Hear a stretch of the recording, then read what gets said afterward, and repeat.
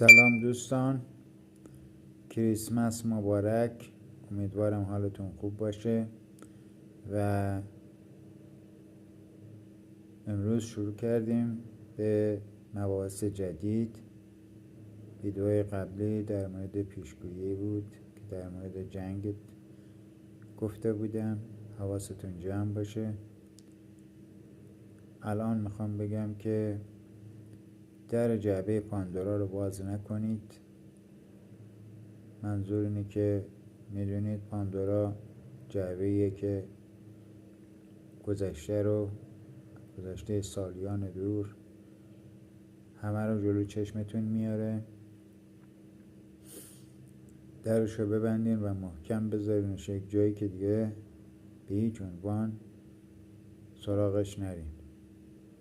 بعد از اون مراقب باشین که افکار دارک قدیمی رو کلاً کنار بذارین و شروع کنین به افکار جدید.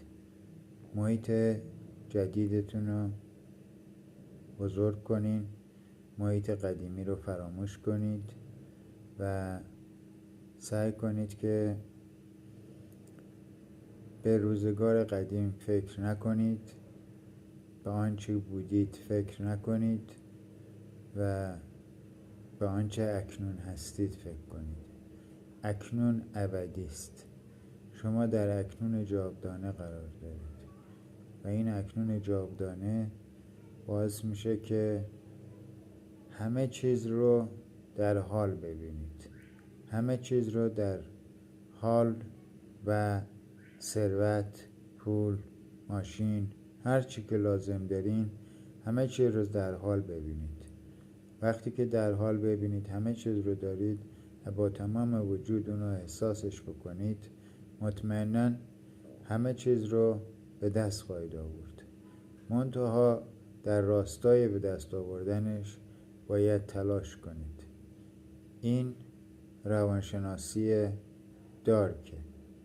دارک به معنی تیره، یعنی این که تیرگی گذشته رو کلاً فراموش کنید.